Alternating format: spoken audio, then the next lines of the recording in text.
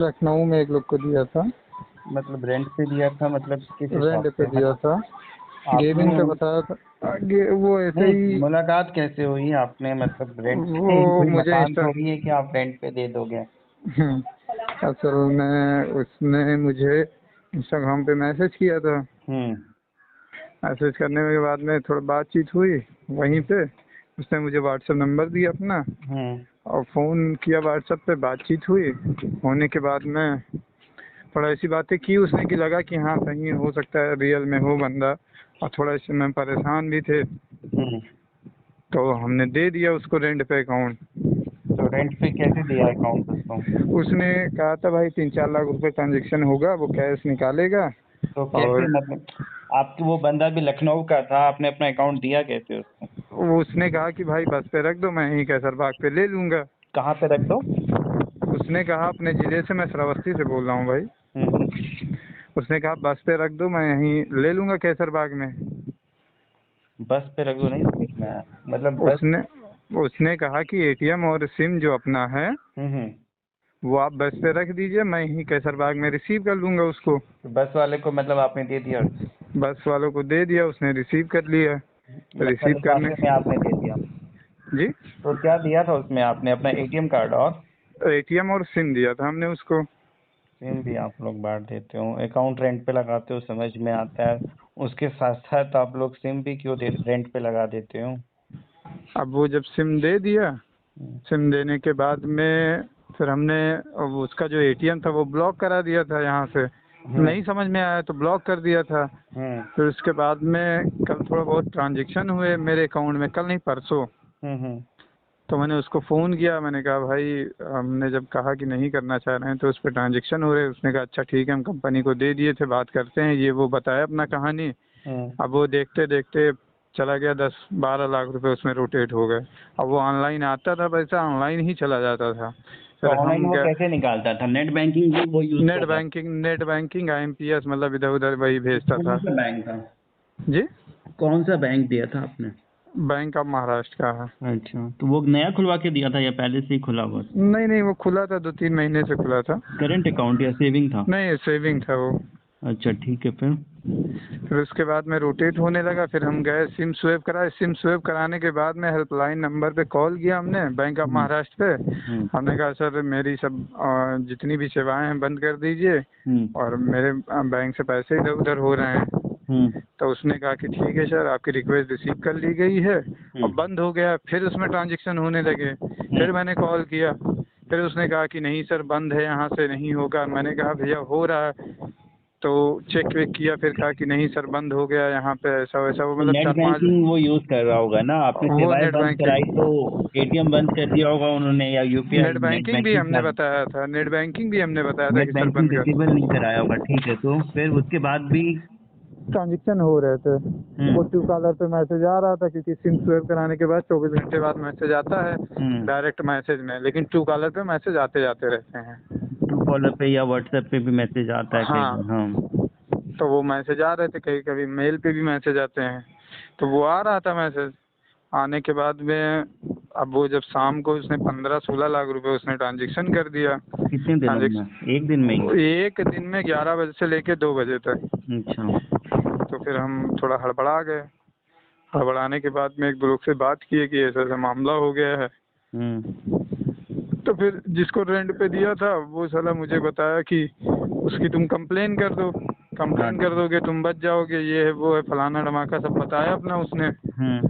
कहानी। मैं उठा साइबर सेल वालों को कंप्लेन कर दिया कि सर मेरे सिम एटीएम ये सब चोरी हो गया था, और मेरे अकाउंट में ट्रांजेक्शन हो रहे हैं, मुझे पता भी नहीं किसका पैसा आ रहा है किसका पैसा जा रहा है, ये सब बताए। फिर उसने सब ट्रांजेक्शन रेफरेंस नंबर ये सब नोट किया, हम्म। एक कंप्लेन बना के यहाँ जहाँ जो मेरे थाना लगता है हम्म। वहाँ पे उसने फॉरवर्ड कर दिया। अब कल वहाँ से फ़ोन आया मुझे, हम्म।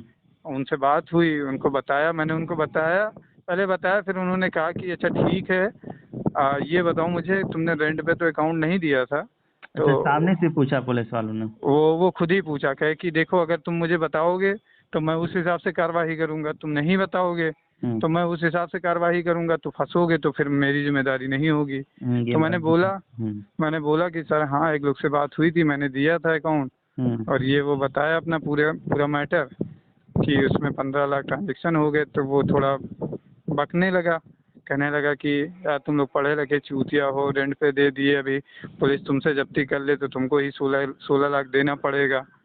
हमने कहा बात ये तो वो सही कह रहे हैं। ठीक है फिर उसने कहा कि तुम हो कहाँ। हमने कहा सर मैं मुंबई में हूँ। मैं हूँ मतलब लोकल में ही, लेकिन मैंने उनसे बताया मुंबई में हूँ, मैं नहीं हूँ सर यहाँ वहाँ, मतलब बताया ऐसी। तो कि ये फिर फ़ोन रख दिया उसने कहा अच्छा ठीक है, ऐसी मैं तुम्हारी मदद करूँगा, लेकिन जैसे जो जो बोलूँगा वैसे वैसे करते रहना। तुमने कहा ठीक है सर। तो अभी आपका ऐड देखा उसमें यूट्यूब पे, तो हमने सोचा यार भाई आपसे कुछ राय मशवरा कर ले, क्योंकि इस समय हम वैसे भी परेशान थे और परेशान हो जाएंगे इसी में।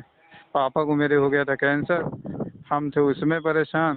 उसके बाद उनका इलाज इलाज कराया, कुछ उसमें हो गया 10-12 लाख रुपए कर्जे। उससे पहले एक लोग शेयर मार्केट चलाते थे, उनको दिया था 25-26 लाख रुपए, तो वो लेके भाग गए, वो गायब हो गए।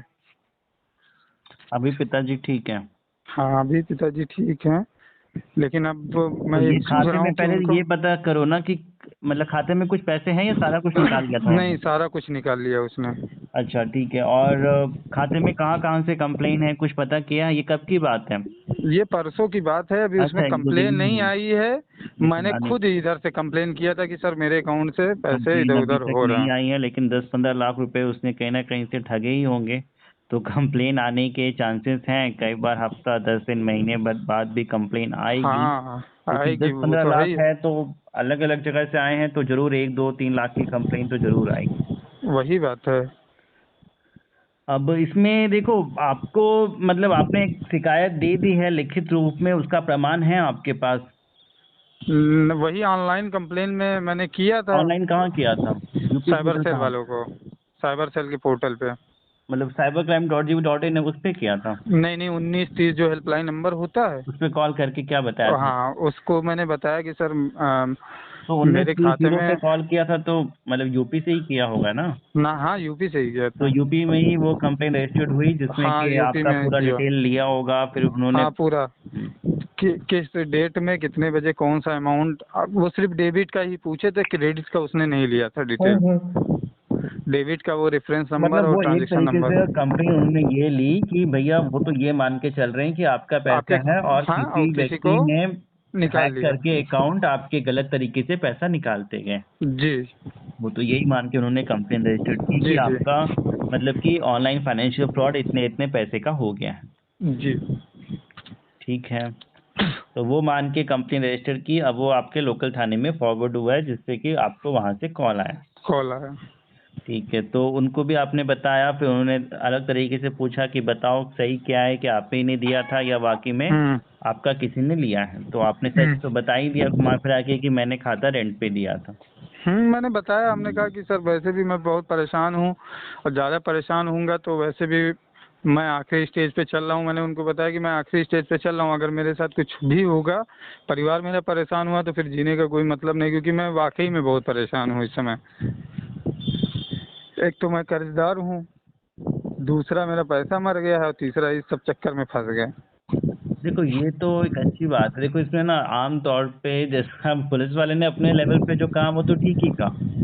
आपको भी इस बात का एहसास होना चाहिए कि अकाउंट कोई रेंट पे देने की चीज नहीं है हाँ आपके। वही बात है। और अकाउंट मेरे को ये समझ में नहीं आता है, अकाउंट तक तो मेरे को आप लोग सिम कैसे दे देते हो? कोई सिम आपका उससे किसी को भी फोन करे, धमकाए, डराए सिम आपके नाम पे नहीं नहीं, वो फंसोगे आप। सिम सिम असल में जानते हैं वो फॉरवर्ड लगा देता है। तो ये रहता है कि कोई सामने से फ़ोन करता है उस सिम पे, तो जो नंबर फॉरवर्ड लगा रहता है तो उस पर कॉल आ जाती है, फॉरवर्ड हटता नहीं है। तो इससे ये रहता है कि हाँ किसी को फ़ोन नहीं किया करता है वो। जो भी हो यार, आप हाँ सिम गलती फंसाते तो हो हो गई किसी। भाई। हाँ ये तो है कि जब गलती होती है तो पढ़े लिखों से ही गलती होती है, क्योंकि देखा जाए तो जो उसने कहा पढ़े लिखे चूतिया, तो आज के डेट में वो जितनी भी वही ऑनलाइन साइबर ठगी होती है ना, तो वो पढ़े मेरा जो लिखे से मानना होता है है। कि वो कोई अनपढ़ या गांव वाले से या किसी गरीब आदमी के साथ नहीं होता है। सही कह रहे हैं, जो थोड़ा पढ़ा लिखा होता, 15 लाख, समझदार होता, 20 लाख, 1 करोड़, 5 करोड़, 10 करोड़, 20 करोड़ पहली बात आम आदमी के पास नहीं है। और जो भी न्यूज में आता है, रिटायर्ड ऑफिसर है, कोई आर्मी है, कोई बैंक वाला है, कोई टीचर है, कोई कुछ है, उन्हीं कोई के पास जॉब में होते है, हैं। और ठगी हुई। तो ये पढ़े लिखे लोगों के साथ ही ठगी होती है। और 100 बात की एक बात, जो लालच करेगा उसी के साथ ठगी होती है। अब इन सब में भाई क्या होना चाहिए, कुछ तो आइडिया होना है? क्या चाहिए आपको, देखो इसमें कंप्लेन आप दूसरी तरीके से भी कर सकते हो हम्म। कि ये व्यक्ति था, लेकिन उसका कोई अता पता है आपके पास, मोबाइल नंबर, कोई एड्रेस तो होगा नहीं। है, उसका मोबाइल नंबर है दो दो, अभी आप इसलिए उसके ना मैंने। इंस्टाग्राम आईडी कि हाँ। ये व्यक्ति है जिसने कि मेरे को जॉब देने के नाम पे हम्म। ऑफर दिया कि हम हमारे पास जॉब है आपके लिए, और आपको हम्म। करना क्या है कि हमारे पास गेमिंग का या लीगल पैसा आता है, उसके लिए हमें आपके अकाउंट की ज़रूरत है और उसके बदले हम आपको पैसा देंगे। हम्म। मुझे इस बात की जानकारी नहीं थी कि ये लोग फ्रॉड और ठगी का पैसा अगर मंगा रहे हैं, अगर कुछ भी गलत किया गया है तो वो उस व्यक्ति के द्वारा किया गया है। मुझे इस बात की कोई भी जानकारी नहीं थी, और ये उसका नाम है, ये एड्रेस है, ये मोबाइल नंबर है, ये इंस्टाग्राम एड्रेस आईडी तो है। नहीं पता है भाई, नाम पता है, पता नहीं नाम ही मोबाइल आदत से नंबर, दो दूसरा। मोबाइल नंबर तो है ही है। हाँ ये नाम है, मोबाइल नंबर, ये इंस्टाग्राम आईडी है, जो भी डिटेल्स है ये मुझे पता है। और इस तारीख को इस समय इसने यहाँ यहाँ पे ये मेरे को कहा था देने को, इस माध्यम से दिया गया है। इस व्यक्ति के खिलाफ कानूनी कार्रवाई की जाए, जिससे कि ये आगे भी किसी अन्य व्यक्ति के साथ इस तरह की ठगी ना कर सके अकाउंट लेकर। हम्म। बस आपका मतलब मेन यही है इसमें कि कि जो भी अपराध हुआ उसमें आप सम्मिलित नहीं हो, आपका आप जिसने अपराध किया उससे आपका कोई कांटेक्ट नहीं है, आप उसके गैंग मेंबर, टीम मेंबर नहीं है, जाने अनजाने में खुद उल्टा आपके साथ एक तरीके से फ्रॉड हुआ है। हम्म। तो फिर उस मुझे मामले में आम तौर मुझे पे कहाँ पे कोई ये देना कानूनी, पड़ेगा एप्लीकेशन? आप ये एप्लीकेशन अपने लोकल थाने या हर एक जिला में एक साइबर थाना होता है वहाँ भी दे सकते हैं। अरे अब जाएंगे, अगर जो साइबर थाना जाएंगे तो वहीं से भी रोक देखो लेगा मुझे। थाना तो कहीं भी जाओगे ना, पुलिस वो का तो रोक लेगा। सिस्टम है हमारे देश में, क्योंकि ये चीजें मैं बताता हूँ, देखा है। जो एक्चुअल क्रिमिनल है उसको पुलिस ना कुछ कर सकती है ना करती है, क्योंकि उनको वही वहां से बात है। मतलब चढ़ावा मिल जाता है। और जो हाँ बेकसूर है, निर्दोष है, ना ये दे सकता है, और पुलिस फिर इन्हीं को परेशान, प्रताड़ित। और आमतौर पे जब आप किसी भी शिकायत के लिए जाएंगे, एक छोटी हाँ, सी बाइक चोरी हो जाए उसके लिए जाएंगे, तो शिकायत एफआईआर पुलिस नहीं लिखती है। और वही ऐसे बात मामलों है। में तो और घुमाएंगे कि भैया हमारा सिरदर्दी हो जाएगी, ये हो जाएगा, वो हो जाएगा। हम्म। आपने एक ऑनलाइन कंप्लेंट कर दी है ना, वो एक प्रमाण है आपके पास। हाँ, वही हाँ साइबर सेल वालों कि के हाँ पास। भैया, मैंने जैसे ही मेरे को लगा कि कुछ गड़बड़ हो रहा है, मैंने रिपोर्ट की, जिससे कि ये जायज होता है कि मेरा इन अपराधियों से कोई इन्वॉल्वमेंट नहीं है। अब हम्म। इसमें यही है कि बैंक अकाउंट डेफिनेटली कंप्लेन आएगा, फ्रीज हम्म। होगा। अब जहाँ जहाँ से होगा वहाँ वहाँ की पुलिस के द्वारा अगर नोटिस आता है, या कई बार पुलिस घर पे भी आएगी, तो वो हम्म। आपको थोड़ा दिक्कत पहुँचाएगा। अब मान लो घर पे ना रहे हम। घर पे नहीं रहोगे तो मम्मी पापा होंगे, उन्हीं को अरे वो बोलेंगे। तो उनको तो बोलेंगे, लेकिन जैसे मान नहीं लो कुछ हम। करेंगे नहीं, इसमें ऐसा नहीं होता है। हाँ अगर पुलिस आई, मिल गए, तब तो उठा के ले जाएगी, या नहीं उठा के ले जाएगी तो फिर छोड़ने के नाम पे सारी बातें सुन के वो भी हाँ, समझ जाएंगे कि ये बंदा गलत नहीं है, फिर भी पैसे छोड़ने ले के लेके। नाम पे 50,000, 1 लाख हम्म। वसूलेंगे। हाँ आपको हम्म। 100% तब छोड़ देते जिसने आपका खाता लिया वो आदमी को आप पकड़वा दो, लेकिन जब तक वो नहीं पकड़ा जाएगा तो जिम्मेदारी सारी आप ही के ऊपर मानी जाएगी। इसीलिए तो मैंने अभी उससे कुछ बात नहीं की है, वो अभी अगर व्हाट्सएप आप पे। ना उसको ना ट्रैप करना चाहो ना तो कह दो, उसको कह सकते हो, लेकिन वो तो अब थोड़ा डाउट करेगा कि तुमने सिम क्यों बंद कराया, चेंज क्यों किया। अरे उससे थोड़ा दूसरी तरीके से बात हुई थी, हम्म। तो इस हिसाब से वो अभी अभी विश्वास में है मेरे। हाँ तो आप तो उसको वो। लालच देके कि देखो यार मेरे को ज़रूरत है, और मैं अपने दूसरा अकाउंट दे देता हूँ, ये हम्म। खुलवा के किसी तरीके से, या मैंने ये स्कीम और भी बच्चों को बताई है, मेरे पास वो ज़रूरतमंद गांव के लोग भी हैं, वो भी अपना हम्म। खाता देने को तैयार हैं। तो हम्म। वो पैसे कैसे देता था आपको, एडवांस या कैसे अरे देता था? दिया ही नहीं अभी तक, यही तो बात है, वो कहा था अच्छा, काम के बाद मिलेगा। काम के बाद घंटा मिलता है, वो फिर काम के बाद जो भी खाते में पैसे फ्रीज हो जाएंगे, कहेंगे यही आपका कमीशन हो गया, ये हो गया, कुछ नहीं। आप लोग हम्म। बिना पैसे के दे भी कैसे देते हो, मुझे तो समझ में नहीं आता है। अरे ये था लखनऊ में था, तो हमने सोचा बगल में है, कुछ होगा तो हम चले जाएंगे अपना। उसने ये भी बुला, उसने वो तो बुला रहा था मुझे कि तुम चले आओ, यहीं काम हो जाएगा, लेके चले जाना, हाँ लेकिन वो लोग भी लखनऊ। ऐसा करते हैं कि आओ होटल में रहो, अपने सामने काम करवाएगा, और फिर टाटा बाय बाय कर देगा। और कहानी हो जाती है ना होटल में, फिर जब दूसरे के शहर में रहो तो फिर दूसरी बात हो जाती है। वो उसके हिसाब से फिर होगा। हाँ। तुम ना एक बार अगर उसको किसी तरीके से आप ट्रैप कर सको, पुलिस से पकड़वा सको, वैसे पुलिस ज़्यादा भागा दौड़ी करती नहीं, और हमने जो देखा है, क्योंकि जो हम्म। चीज़ें आपके साथ है ना, एक ऐसा ही केस था कि खाता फ्रीज हुआ, पुलिस का नोटिस आया, उस बंदे ने मेरे से पूछा, मैंने कहा कि कहाँ खुलवाया सर, वहाँ खुलवाया, वो घर वर सब पता है। मैंने कहा कंप्लेन करो पुलिस को, उसने कंप्लेन की, पुलिस वाले आए भी, उनके सामने से सारी बरामदगी हुई, इतने सारे खाते, एटीएम कार्ड, स्वैप मशीन, ये वो बायोमेट्रिक सारा कुछ ले गए, गाड़ी में 2 चक्कर घुमाए, रात दोपहर तक। शाम को वो बंदा फिर अपने रूम पे दिख रहा है, तो उसने कहा सर वो तो पुलिस वाले ने छोड़ दिया। मैंने कहा इस चीज़ का डर तो मुझे था ही कि पुलिस वाले को वो 2 4 5 लाख रुपए खिलाएगा, पुलिस वाले छोड़ देंगे, और हुआ वही। और ज़्यादातर मामलों में देखा भी यही जाता है, क्योंकि पुलिस वालों को लगता है हमें पकड़ के कौन सा इनाम मिलने जा रहा है, और उससे जो मिलेगा वो अंदर हो जाएगा। वो जो मिल रहा है कैश उतना तो उनके जेब में जा रहा है ना। तो मैं श्रावस्ती वाले साइबर सेल वालों से क्या बात करूं फिर? यही चीज़ें बताओ, भले अब पुलिस छोड़ दे, वो उनकी ईमानदारी और बेईमानी के ऊपर है, लेकिन आपकी जिम्मेदारी है। अच्छा मान लो जैसे मैंने उसको मुंबई बताया, तो वो मुझे मेरी लोकेशन ट्रैप करेगा कि नहीं करेगा? कौन सा, पुलिस वाले? हाँ, ये साइबर सेल वाले। नहीं, पुलिस वाले इतना ट्रैप नहीं करेंगे। मतलब ट्रैक करें कि तुम यहाँ, तुम्हारा लोकेशन यहाँ शो कर रहा है, तुम बता नहीं, मुंबई रहे हो? उतना नहीं ट्रैक करते।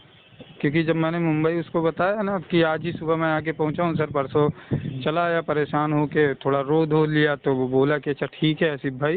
वो फिर बोलने लगा कि आसिफ भाई अच्छा ठीक है, मैं करता हूँ कुछ, बस ये है थोड़ा वो कॉर्पोरेट क्या करना। करेगा, पुलिस वाले का तो काम इसमें क्या है, वो तो आप ही से डिटेल लेकर अगर करेगा तो इसमें एफआईआर रजिस्टर की जाती है, क्योंकि ऑनलाइन कंप्लेन होती है, थाने में एफआईआर होती है। तब वो मेरे ऊपर ही करेगा। अगर आप वो तो अभी किसको, वो किसी अज्ञात आदमी के ऊपर तो एफआईआर करेगा नहीं। अगर तुम नाम अता पता देते हो तो उसके ऊपर करेगा, नहीं दोगे नाम तो वो फिर नाम नहीं, कंप्लेन नाम क्लोज पता। कर देगा, कहानी खत्म कर देगा।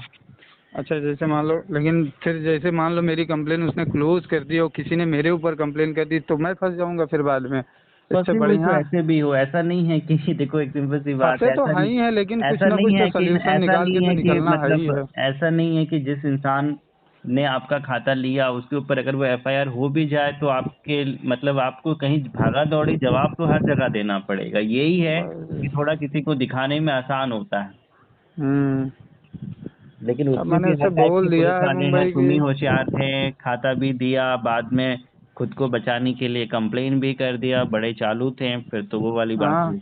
हाँ, वो तो है ही है। लेकिन भैया अगर हम इतने चालू होते तो हम भैया जो पैसा उसने कहीं आगे ट्रांसफर किया, हम वो पैसा भी अपने पास रोक लेते ना। ऐसे भी मैंने कई केसेस सुने हैं कि हाँ, तो वो तो रोक ही लेते हैं। बंदे क्या करते हैं, जैसा कि दिख रहा है कि खाते में पैसे आ रहे हैं, और फिर अपने ही खाते में कंप्लेंट डाल देते हैं कि सर मेरा खाता बंद कर दो। अब खाते में पता है कि पैसे जैसे ही आए वैसे ही उसने कंप्लेन करके अपना खाता बंद करा दिया। अब खाते में तो कोई कंप्लेन नियम से है नहीं, फिर सारा कुछ आपने नए तौर पे एटीएम वेटीएम लिया, सिम लिया या कुछ भी नहीं लिया, खाते में गए, बैंक में सीधा फॉर्म भरा और विड्रॉल फॉर्म से पैसा निकाल लिया।